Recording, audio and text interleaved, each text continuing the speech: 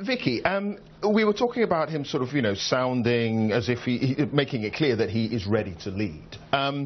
Is that a role that the public are beginning to warm to now? Because he's been way behind on, you know, in leadership sort of polls when it comes to David Cameron. Is he beginning to cut that deficit, do you think? I mean, Labour very much feel that when people see him and he's in that kind of environment today with a much longer speech and, as you said, really confident actually today and, you know, joking with the media and all the rest of it and, you know, really bossing the room, Labour are very confident that people will start to warm to him. Now, whether they do or not, you know, it's hard to say. There does seem to be a little shift in his ratings, and that is crucial for Labour because at the moment, you know, David Cameron's been way ahead of him. But the flip side to that is that, you know, and the other thing the Tories say is that people have thought that Ed Miliband was unelectable, so they don't even begin to think of him as their Prime Minister. They just think that's never going to happen. It's just not going to happen. And actually, the more he stands and says, I'm going to be your Prime Minister in 3.5 weeks, the Tories think that that plays into their hands. Now, you know, that it doesn't if people are warming to him. I mean, the Conservatives certainly thought there'd be a moment where, you know, it'd be like,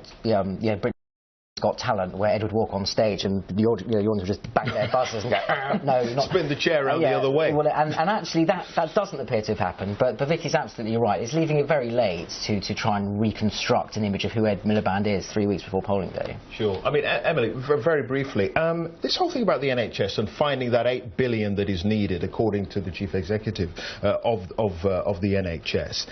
Labour is saying they can only find, or at least at the moment, $2.5 billion is cast iron guaranteed for that from a mansion tax. The Tories have promised the $8 billion. Is that causing a problem for Labour or not? I think they're going to have to really think hard about the NHS. But it's also about they are promising to join up the NHS and social care, aren't they? So there's this whole system and moving between the systems so people don't get, there's no bed blocking and things like that. But yeah, I mean, this is going to reach crisis point. We've already talked about crisis points, haven't we? But Labour will probably have to think very hard about that if they get into power in the next Parliament. Labour's view on the polling on the NHS is the equivalent of the Tory view of the deficit. The Tories think we can basically say anything about this because people know it's that's what I was thinking. And Labour kind of feel the same way. They can get away with it. People don't trust the Tories on the NHS. They do trust Labour. Right. That's certainly their perception of it. All right. OK. We'll be chatting with you all in a few minutes' time. But now, today's manifesto launch from Labour has been going down in marginal constituencies or ultra-marginal constituencies up and down the country. How have they viewed what's happened today, where next month's election will be won and lost? Well, my colleague Ben Brown has spent the day in the market town of Atherstone, which is in the ultra-marginal seat of North Warwickshire. And Ben is there for us now. Ben, over to you. Yeah, Clive, this is such a marginal seat. It's incredibly close. At the last election, the Tories won it by, would you believe, just 54 votes. Now, Ed Miliband at Labour's manifesto launch today said that this general election could come down to just a few hundred votes in a few constituencies. And if that's right, then Warwickshire North, where we are now, Atherstone is part of it.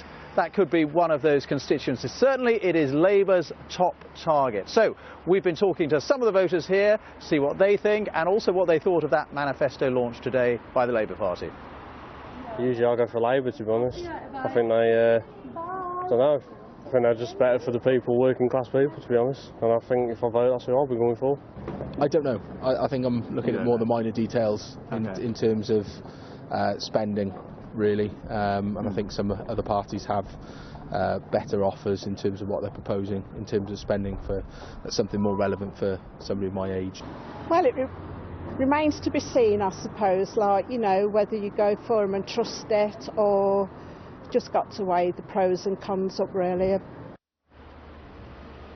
There we are, the thoughts of some of the floating voters here in North Warwickshire. We've been talking all day on BBC News to the candidates in this ultra-marginal seat. There's a list of them for you on the screen now. And if you want any more information about them or indeed this constituency, just go to our website, bbc.co.uk/election. But from here in Atherstone, Clive, back to you.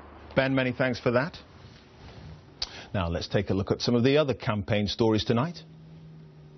And David Cameron has been in the northeast during his visit to the region. He once again defended his party's plans on inheritance tax, arguing it's right people can pass on properties worth under £1 million to their children rather than the taxman.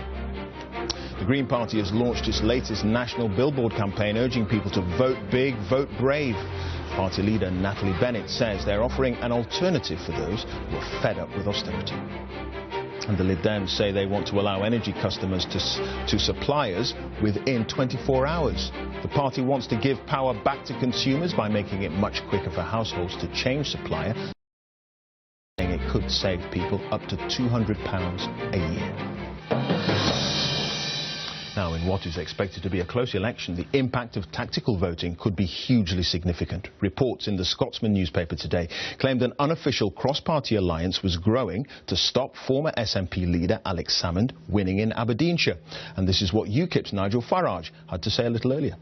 I said people will vote tactically in this election, and actually I hope they do vote tactically, because given the system that we've got, that is the best way for parties like UKIP to get more people elected. Nigel Farage there.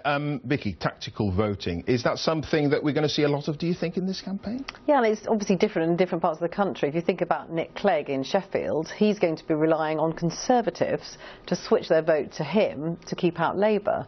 And then different things happening in other parts of the country. So in the southwest, it'll be completely different. And then in Scotland, what seems to be happening is that the people up against the SNP are trying to make it into a pro and anti-independence. So they're trying to say, if you're the Labour person and you're fighting off the SNP, you're saying to Lib Dems and Tories, right, come over to me and we're going to be the pro-union party with the SNP on the other side. Now, how much success that may have is another matter, but the Lib Dems in the seat where Alex Salmond wants to stand, they claim that they're getting lots of people coming on side who are saying, you know, we'll lend you our vote to keep him out. But yeah, it's going to be interesting, isn't it? And for smaller parties like perhaps UKIP, tactical voting is the thing that might help them. Potentially? Yeah, and I think Nigel Farage is just saying don't bother voting for a party that's just got no chance.